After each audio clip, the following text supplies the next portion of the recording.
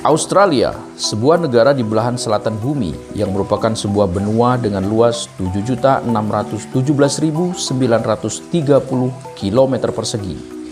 Australia terdiri dari daratan, Pulau Tasmania, dan berbagai pulau kecil di Samudra Hindia dan Samudra Pasifik.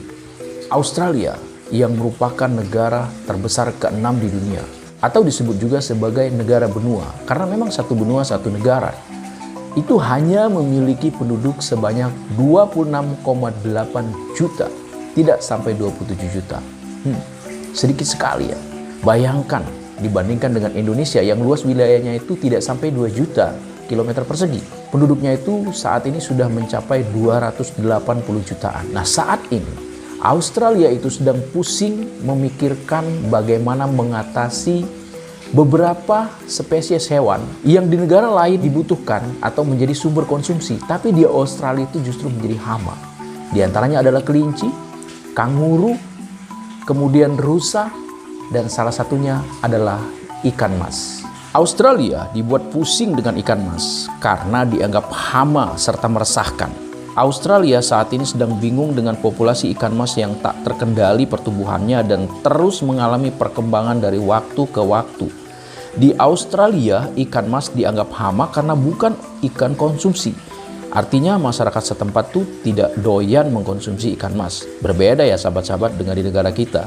Kalau di negara kita, ikan mas itu makanan favorit, menjadi hidangan yang lezat, disajikan di hotel, di restoran-restoran atau warung-warung makan.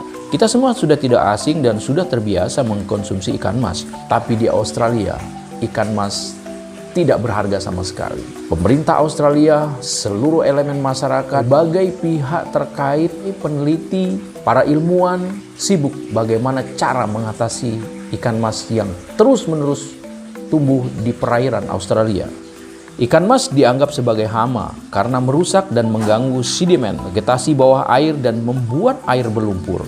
Ini merusak habitat air tawar dan mempengaruhi jenis ikan-ikan spesies lainnya. Juru kampanye air Dewan Konservasi Alam, Mel Gray, mengatakan ikan itu adalah hama air bagi Australia. Untuk mengendalikan populasi ikan mas, sampai-sampai sejumlah pihak itu mendesak pemerintah agar melepas virus herpes ke dalam air, yaitu sejenis virus yang diharapkan bisa mengendalikan pertumbuhan dan perkembangbiakan ikan mas ini. Karena virus herpes ini bisa membunuh ikan mas secara perlahan-lahan.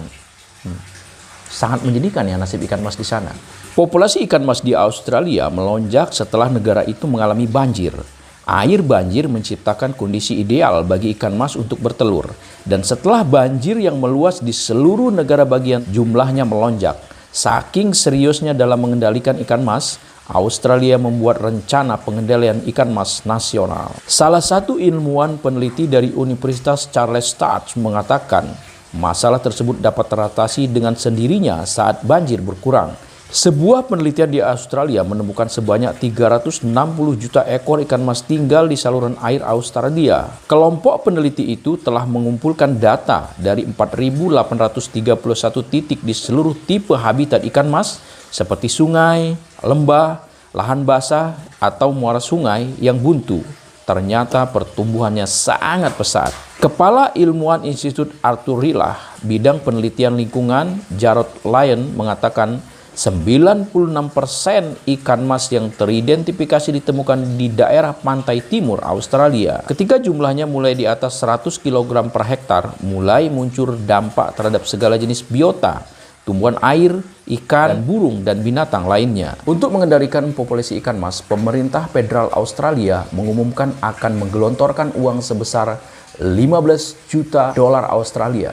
Hal ini diperuntukkan untuk penelitian dan berbagai aksi-aksi yang dirasa bisa membabat habis ikan mas yang ada di Australia. Tetapi teman-teman semuanya, kebijakan pemerintah untuk melepas virus herpes ke perairan itu mendapat kontroversi. Di antaranya adalah nelayan-nelayan lokal yang mengkhawatirkan virus tersebut akan membawa dampak bagi kesehatan jangka panjang. Salah satunya adalah nelayan komersil bernama Gary Werrick dari Barmera. Ia skeptis terhadap virus herpes yang akan dilepas ke perairan Australia. Gary mengaku telah terlibat dalam beberapa eksperimen yang dilakukan tim rencana pengendalian ikan mas nasional di sungai Riverland dan khawatir terhadap hasilnya. Ikan mas betina mampu menghasilkan 300.000 butir telur dalam sekali masa pemijahan. Dan ini berpotensi untuk menghasilkan 1 juta butir telur dalam masa 1 tahun. Tetapi ada juga yang mulai melakukan penelitian supaya ikan mas ini bisa diolah untuk dirubah menjadi pupuk tanaman. Nah, saya rasa ini merupakan pikiran yang positif. Kalau hanya dibinasakan begitu saja, kasihan juga dong ikan mas. Atau bisa juga ikan mas yang ada di Australia itu ditangkap, kemudian dikirim ke Indonesia. Tentu orang-orang Indonesia akan sangat berterima kasih. Karena di sini, di negara kami, ikan mas merupakan sumber gizi dan makanan pokok yang lezat.